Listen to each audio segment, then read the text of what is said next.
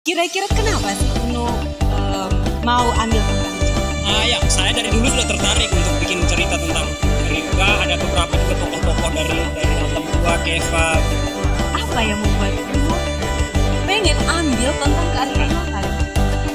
Ya, karya itu jalan paling gampang kearifan lokal. Jadi saya pikir yang paling gampangnya adalah tulis apa yang saya tahu. Halo, salam jumpa lagi Sobat Klikers dimanapun Anda berada. Semoga masih dalam keadaan yang baik-baik saja walaupun dunia kadang menyajikan hal-hal yang kurang baik. Nah, di sore hari yang indah ini saya tidak sendiri loh. Saya ditemani oleh seorang narasumber yang menurut saya sangat luar biasa. Selamat sore kakak. Selamat sore. Ada Kak Felix Nesi. Oke, jadi sedikit perkenalan. Jadi Kak Felix Nesi ini adalah seorang penulis. Dia juga seorang performer. Beliau ini adalah lulusan dari Fakultas Psikologi Universitas Merdeka Malang. Nah, beliau ini biasanya menulis puisi, cerpen, dan esai di beberapa surat kabar dan juga di media elektronik. Beliau juga sudah banyak menerbitkan buku. Lalu dalam beberapa informasi yang saya dapat juga, beliau ini merupakan salah satu pendiri Leko Kupang yang juga di sana ada penerbit buku ya Uno. Iya. Itu lokasinya di mana Uno? Waktu itu di Weibobo, terus kita kalau jualan itu ini lebih banyak jualan di jalan. Jadi ada acara kayak begini kita datang jualan buku, ada seminar di Undana kita ke sana kalau dapat info.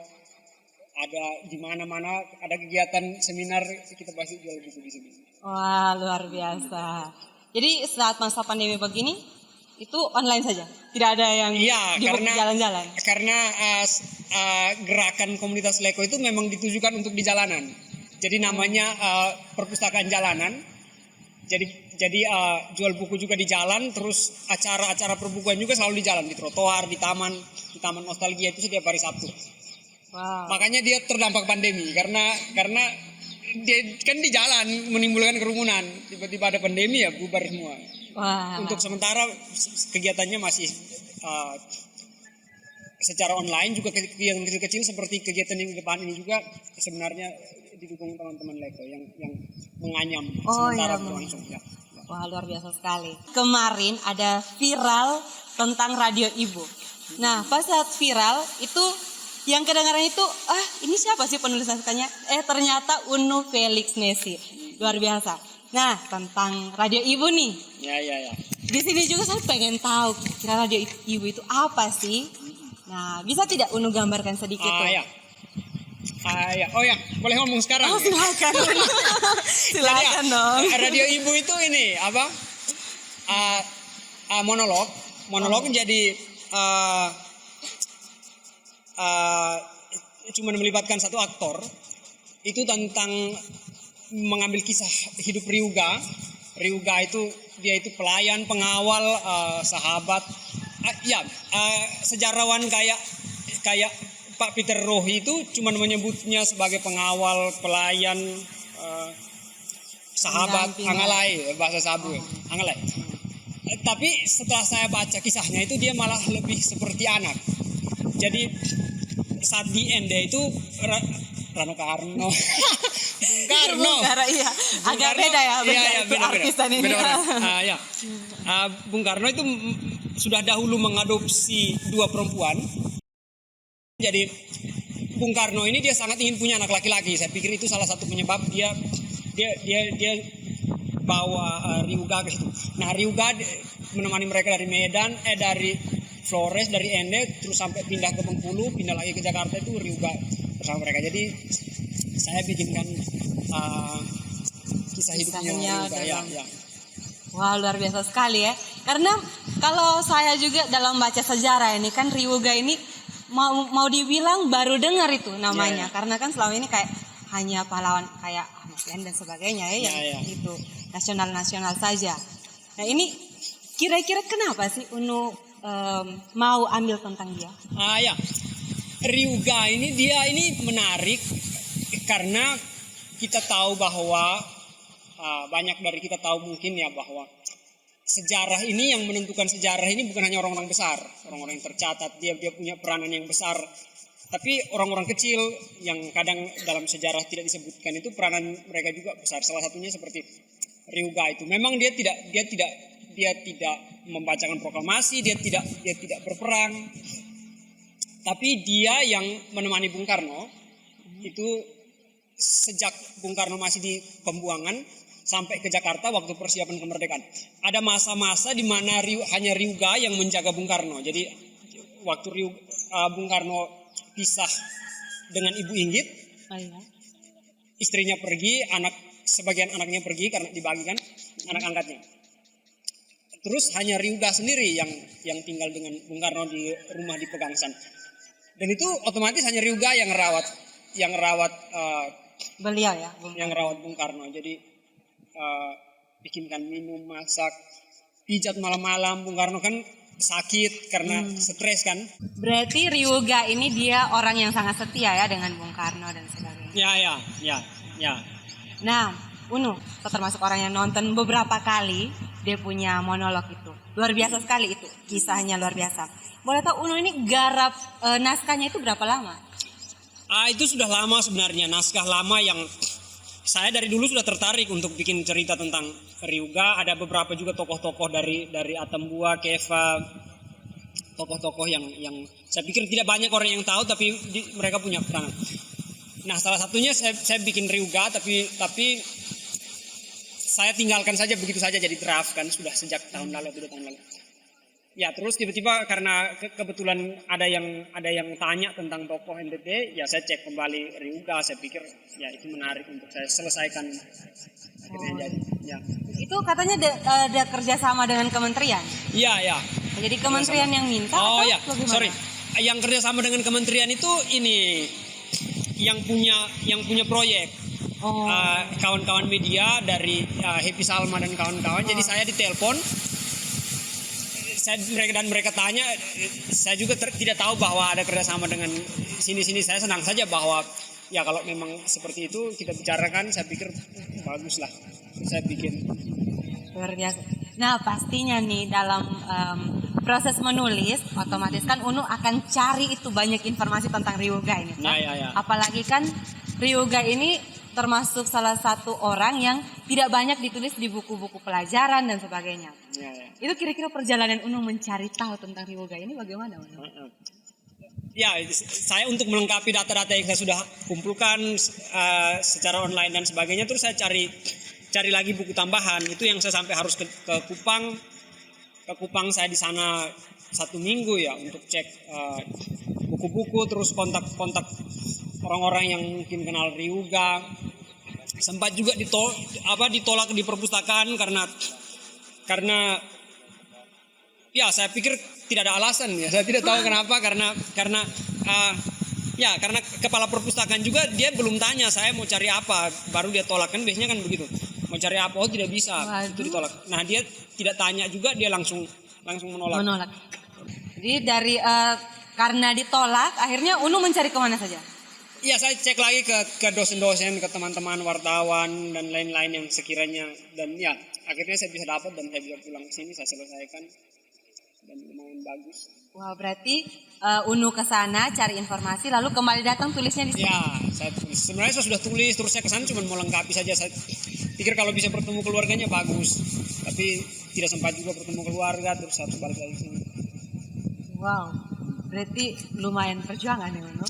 Nah, sangat memperjuangkan. Memang terkadang kita kalau mau memperjuangkan sesuatu itu butuh susah-susahnya juga ya Unu. Karena tidak hanya yang indah-indah saja. Benar tidak Unu? Nah Unu, kan selain karya radio Ibu ini yang viral, itu benar-benar viral, kan Unu punya kalau tidak salah 5 buku ya? 5 buku ya, Unu. 3, 4, 5 ya. Iya, itu kira-kira karya pertama Unu itu kan kalau tidak salah itu tentang penyair Tony, kematian penyair Tony. Ya. Itu tahun berapa Unu? Kematian penyair Tony ya. Itu buku tahun 2014, buku lucu-lucu sebenarnya. Jadi saya bikin sendiri buku itu. Jadi saya selalu bilang bahwa itu buku self-publishing lah. Kayak saya suka-suka saja bikin. Dan itu di kalangan kampus waktu itu sebagai ini karena kami di UKM seni itu harus ada karya, harus presentasikan karya kayak begitu kan. Di akhir akhir semester kalau tidak salah. Nah, saya bikin radio ibu, terus saya bikinkan teaternya juga, itu kumpulan puisi yang saya ubah jadi teater lalu dipentaskan di kampus. Kayak begitu saja. Kayak begitu. Tahun 2014 ya. Oh, 2014 ya. Sudah lama juga ya ternyata.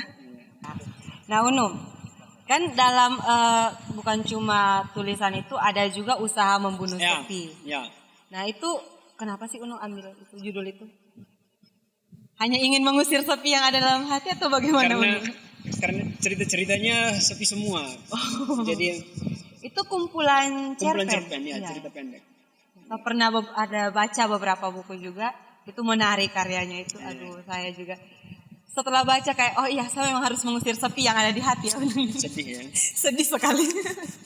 Nah, Unum, nah sepintas nih kan setelah saya baca-baca, terus saya telusuri tentang Unum, kebanyakan Unum ini kalau tulis itu bernuansa kearifan lokal. Nah, apa yang membuat Unum pengen ambil tentang kearifan lokal itu? Ya, karya saya pikir itu jalan paling gampang kearifan lokal. Karena kalau kayak saya menulis tentang kisah cinta orang-orang di Arab Saudi. Arab Saudi ya jauh Nah, juga. saya belum pernah ke Arab Saudi. Jadi kadang kayak novel-novel yang laris kayak saya pikir kayak Andrea Hirata. Itu kan dia menulis tentang anak kuliah di Prancis. Sementara saya kan belum pernah di Prancis. Jadi saya pikir yang paling gampangnya adalah tulis apa yang saya tahu. Paling aman itu tulis tentang apa yang saya mengerti. Yang pertama supaya saya juga supaya tidak salah karena tiap hari kan saya di sini. Saya tulis tentang orang bikin Shopee. Tiap hari saya lihat orang bikin Shopee. Saya bisa. Kalau saya bingung saya bisa tanya mama dengan papa Tentang buat Shopee. jadi saya tidak pusing harus cari sumber kemana. Saya tidak butuh itu. Nah, ini menarik ini tentang Shopee. Seorang penulis lalu masuk ke ranah Shopee. Ini saya agak bingung korelasinya di mana nih? Seorang penulis atau apakah Shopee bisa membawa inspirasi buat Unu dalam menulis atau apa sih sebenarnya maksud Unu untuk membuat ini? Pemilik nih, ini kan kita Sobat Clickers untuk kalian ketahui ini nih pemilik langsung Tua Kolok. Ya. Ini, coba Unu, pengen tahu nih. Jadi ya, saya pikir hampir susah, hampir tidak bisa kita temukan medium ya, yang paling bisa menyatukan manusia sekarang dengan ancestor, dengan leluhur, kecuali Shopee ya. Shopee ini kalau kita lihat upacara-upacara kebudayaan, ritual-ritual itu hampir tidak ada yang tidak pakai Shopee. Lu lahir harus ada Shopee 1 botol, lu mati Shopee 1 botol. Nah sekarang ini nilai Shopee itu agak sedikit menurun yang saya tidak suka. Itu kayak nilainya cuma buat mabok.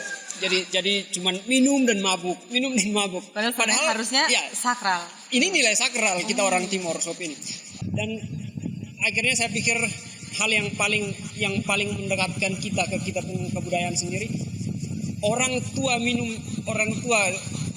dan banyak peminum lain itu kenapa mereka minum itu kayak minum dengan leluhur, mereka angkat gelas, mereka tuang ke tanah, mereka jadi iya, benar. leluhur minum ada, dulu baru sebelum minum ada tetes dulu, ini bagi dengan alam iya, artinya ada kesadaran bahwa kita tidak sendiri, kita ini ada akar, kita hidup sekarang ini tidak hidup sendiri, kita ada hidup dan kita mau leluhur dong, kita buat apa-apa, kita minum sama-sama, tahap tebuat ini tebuat. Ya. Nah, Unum, sekarang kita melangkah lagi nih. Saya pengen tahu kan dari semua Unu punya cerita. Kemarin juga ada di Sayembara itu kan suatu fenomenal sekali kan tentang orang-orang Wetimun nih. Nah, saya pengen tahu dong Unu. Karena jujur saya cari itu buku sangat langka. Karena mungkin banyak sekali peminat ya Unu. Karena di review oleh artis-artis jadi akhirnya ya itu saya susah untuk mendapatkan buku itu. Bisa tidak sih kita sharing itu, minta cerita dari Unu? Ya itu buku tentang Timor, tentang kehidupan kita di sini. Saya mengambil latar tahun 98 turun ke 75, turun lagi ke ke Portugis dan Belanda dan maju lagi. Ya kayak begitu-begitu saja. Intinya cerita-cerita tentang tentara, tentang banyak hal di situ. Tentara, tentang mahasiswa, pastor-pastor, ya begitu. Wah, dan itu isinya hanya membahas tentang itu atau isinya? Ya novel yang ceritakan tentang tentara, tentang kalau mereka simpulkan itu mereka bilang bagaimana tentara negara dan tentara mempengaruhi kehidupan masyarakat di Timor. Nah, waktu itu kan ada perang di Timor toh. Nah, kita orang Timor Barat. Nah, apa yang mempengaruhi kehidupan kita di sini? Perangnya terjadi di sana, tapi kan orang Indonesia kalau mau ke sana lewat sini kan? Iya, iya. Banyak hal yang mempengaruhi kehidupan kita di sini, kayak tiba-tiba ada banyak pengungsi, orang-orang yang datang kan pengungsi ini kan artinya dia datang kan dia tidak punya tanah di sini, kamu kasih rumah, ya dia tetap tidak punya tanah untuk dia kerja, untuk dia garap, dia tidak punya pekerjaan. Dari 100 orang saya pikir mungkin hanya tidak sampai 20 orang yang berhasil. Ya bagaimana dulu toh namanya pengungsi. Mungkin dia di sana PNS memang datang bisa kerja atau tidak datang, dia juga harus kayak begitu kan pengaruh sekali dengan kehidupan kita di sini. Ya hal-hal seputar itu yang saya ceritakan juga tentang Shopee, tentang kebanyakan itu saya ambil itu dari cerita-cerita yang berkembang dalam masyarakat. Bukan mob ya kalau kita di sini kayak cerita lucu-lucu yang jenaka. yang kalau kita di orang mati kita cerita itu beberapa yang kayak begitu tuh saya masukkan. Oh, luar biasa. Nah, Unu, dari tadi yang Unu sudah cerita itu, terus dari banyaknya Unu punya karya, itu kan pasti tiap karya punya latar belakang yang menarik, yang unik-unik. Kayak tadi orang-orang Wetimu itu, terus buku yang terbaru sekarang ini, Kita Pernah Saling Mencinta itu ya dari judulnya saja sudah buat saya merasa, aduh, kita pernah. Tapi kita hanya pernah ya Unu, tidak bisa untuk lanjut karena hanya menjadi sebatas kata pernah. Nah Unu, dari sekian banyak Unu punya buku ini yang sudah Unu terbitkan, karya-karya Unu ini, kira-kira menurut Unu buku mana yang paling menyimpan suatu perjalanan yang sangat amat luar biasa yang Unu buat? Yang luar biasa ya. Tidak ada yang luar biasa saya pikir, cuman yang melelahkan ya itu orang-orang Wetimu. Karena dia novel kedua yang saya tulis dalam hidup saya.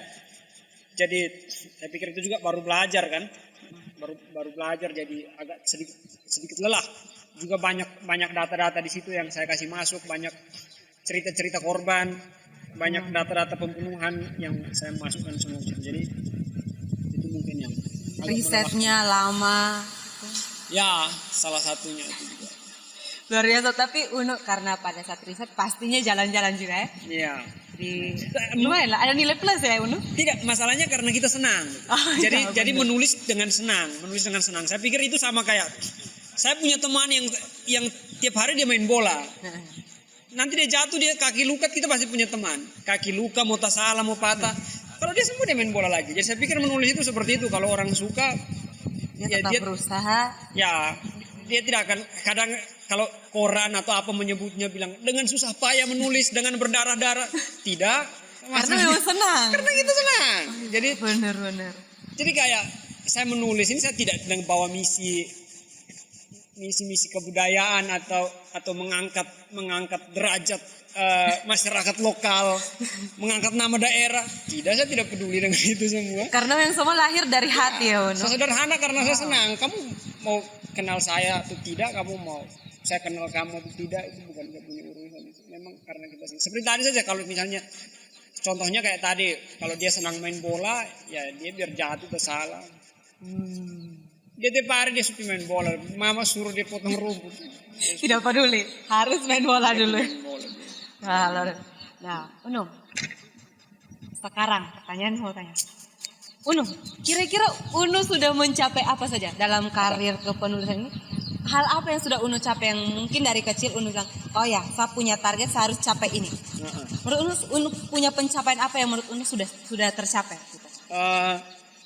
Tidak ada. Saya pikir kalau Melan tanyanya seperti itu, saya pikir saya tidak pernah memikirkan untuk mencapai apapun. Saya Saya pikir ya sederhananya itu tadi. Saya menulis karena memang saya suka dan saya tidak punya terlalu banyak harus begini, harus begitu, harus begini, harus begitu. Ya, Unu sudah menulis sejak kapan? Baru 2014 yang ini atau sudah sebelumnya? sejak SD kelas 4. Wah, luar biasa. Ya, jadi saya ikut lomba cerpen, kalah terus kayak gitu. Tidak apa-apa ya, Jadi- kalah jadi- dulu baru bisa menang. Iya, saya dulu lomba saya tidak pernah menang. SD SMP kan kalau misalnya kita pun guru apa biasa ya? Guru bahasa Guru bahasa Indonesia. Indonesia. Dilihat itu anak suka menulis, terus tiba-tiba lomba ikut, tiba-tiba ini ikut. Tapi kasihan gagal. Kita kan hanya karena memang suka. Jadi kita mau buat apa lagi? Kita hanya bisa buat hal yang kita suka. Sama tanya, target Uno secara pribadi, apalagi kan sekarang sudah tiba pada titik di mana banyak orang sudah kenal Uno, sampai ke mancanegara juga. Di luar negeri sudah kenal Uno. Iya. Nah, kira-kira apa target yang ingin Uno capai? Saat ini saya mau bikin koperasi. Wow, luar biasa. Koperasi Jadi, apa yang namanya? koperasi untuk petani yang ini petani Shopee. Karena saya pikir salah satu negara kita ini juga masih undang-undangnya tentang minuman beralkohol ini juga masih amburadul. Dia tidak tahu mana bikinan rumah, dia tidak tahu mana yang tradisional, itu definisinya hampir tidak ada. Nah, saya pikir satu-satunya cara petani untuk melawan itu adalah berserikat. Jadi kita petani harus berkumpul dan kita harus ada apa-apa kita harus bicara. Karena kayak mama-mama jual di pasar Mobesi. Tiba-tiba ada polisi yang datang dan kasih tumpat. Itu tiap 2 tahun, tiap 3 tahun pasti ada. Rahasia Shopee. Nah, saya pikir perlu ada satu sejenis paguyupan atau apa yang Perkumpulan bisa. lah. Kayak paguyupan Shopee Timor. Nah, kalau misalnya kita kembali nih ke penulisan ya. Target Uno sendiri kalau untuk kepenulisan tuh pengen buat apa lagi? Kalau itu saya tidak punya target. Saya kalau soal kepenulisan malah kalau misalnya saya bosan saya berhenti. Kalau kayak sebenarnya kayak kalau saya tidak hobi saya tidak. Oh, semua tergantung mood. Kalau saya tidak hobi, Pak, saya sudah tidak buat sudah lama karena menulis ini uang itu tidak ada, maunya kayak coba hobi yang lain kayak edit video kan agak mahal atau musik contohnya menyanyi bikin musik Timor bikin YouTube, wah keren. Menulis ini lu mau dapat uang bagaimana? Tapi kan itu bagian dari sastra yang luar biasa kan. Iya. Nah, oke Uno. Kita kembali ya Uno ke radio kita kembali. ibu nih. Bukan mau pulang Uno. Kita belum sorry. pulang. Canda pulang itu gaya anak-anak sekarang tuh kadang kayak mau pulang, oh canda pulang itu kayak. Nah Uno, kita kembali lagi ke radio ibu nih.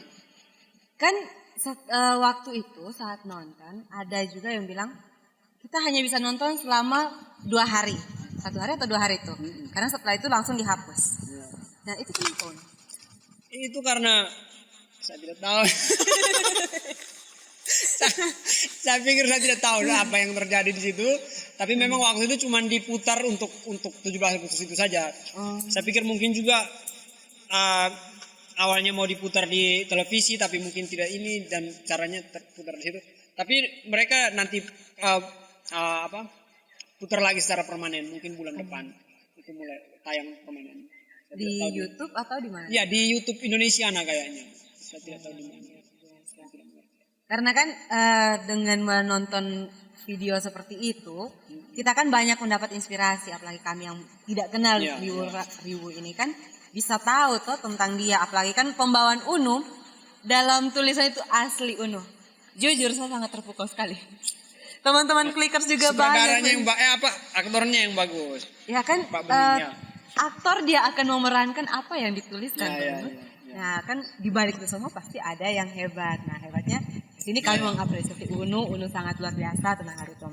Nah Uno, di akhir nih, ini sudah sampai pertanyaan penghujung nih, di penghujung acara podcast kita kali ini. Uno kan seorang penulis hebat nih. Bagi dong tips buat kami, tips dan trik menulis versi Uno buat kami. Pengen sekali jadi seperti Mari kita bagi tips. Ayo Uno, siap. Tidak ada. Saya itu biasa tips untuk anak-anak muda itu adalah lu suka apa lu bikin sah. Pasti ada sesuatu yang lu bisa hasilkan dari situ. Kayak suka main bola, coba main bola baik-baik, belajar bola baik-baik. Suka menyanyi, coba menyanyi baik-baik. Suka karena kita di sini nih kadang kayak kita kuliah juga. Kadang kita tahu kita kuliah untuk apa maksudnya. Lu kuliah apa? IPS. Apa IPS? Itu jurusan Itu jurusan oke jurusan. Lu kuliah apa? Ekonomi. Apa alasan Anda memilih ekonomi? Saya yakin hanya 2 orang yang bisa jawab dari 100 orang. Dia cuma tahu, dia tamat ya. Orang bilang kuliah, dia pergi kuliah. Kuliah saja, kuliah pulang ya. Jadi makanya itu yang saya pikir kita perlu coba-coba apa yang sebenarnya kita sukai, kita pembakat di mana, kita peminat di mana. Jadi untuk anak-anak muda saya lebih banyak pesan itu saja. Jadi coba jangan sampai lu bisa temukan lu punya bakat lebih cepat. Lu bisa temukan bahwa lu ini dilahirkan untuk jadi penari atau lu dilahirkan untuk jadi pemain film. Ya, itu kalau kita bisa temukan lebih cepat lebih bagus. Coba semua hal. Nanti kalau kita sudah suka tuh kita bikin tuh kalau kita suka kayak tadi main bola. Oh iya, kaki sakit tapi tetap Dia mau harus. kaki sakit mau jatuh patah dia kalau sembuh bisa lari kecuali dokter larang tidak boleh main bola 3 tahun. Wah. Pasti dia juga lihat orang main bola dia bukan kaki. Dia pasti akan. Nah banyak orang mengeluh terus kayak saya juga kadang jengkel itu penulis terus menulis ada tantangan sedikit. Saya telah berdarah-darah tapi tidak diperhatikan pemerintah. Iya kan? Padahal kan harusnya menulis dari hati kan. Iya, kalau tidak suka ya tidak usah. Maksudnya jangan paksa diri, berhenti toh. Lu pakai apa? Ya, coba bikin sesuatu yang kita suka. Saya pikir itu kalau kita sudah suka, itu kita pasti bisa belajar. Itu tips dan triknya nanti kita ketemu sendiri. Oh, ya, berarti. Jadi sobat Clickers dimanapun Anda berada, tips dan trik dari Uno Felix ini sebenarnya simpel sekali. Lakukan apa yang Anda sukai. Karena kalau kita lakukan sesuatu yang tidak kita sukai, berarti itu sia-sia kan Uno? Ya. Iya, sia-sia. Sia-sia hidup Anda. Benar-benar. Jadi apapun yang kita lakukan saat ini harusnya bisa membawa dampak yang positif bagi orang lain. Sekalipun dunia membenci kita, tapi kita memang harus tetap berusaha semaksimal kita ya Uno ya. Ya. Saya pikir dampaknya ke kita saja dulu, tidak masalah. Oke Uno, terima kasih banyak Uno untuk waktunya untuk diskusi panjang lebar ini. Terima kasih banyak Unum. Terima kasih Melan. Jadi sobat Clickers dimanapun Anda berada, sekian podcast kita sore hari ini. Jangan lupa tetap jadi versi terbaik kalian. Apapun yang terjadi tetap harus semangat. Walaupun kadang yang tadi seperti Unu bilang, ada banyak hal di luar sana yang bisa membuat kita menyerah, tapi kita memang harus tetap semangat. Nah, pesan juga untuk kalian seperti tadi Unu bilang, bagi kalian sobat Clickers yang suka minum Shopee, ingat Shopee itu sebenarnya punya nilai sakral. Jangan jadikan itu sebagai hal-hal yang dapat merusak. Karena ada banyak sisi positif dari Shopee itu sendiri. Jadi tetap jadi yang terbaik versi kalian.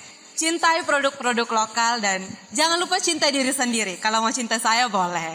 Oke, salam lagi. Sampai jumpa di episode berikutnya. Salam Clickers.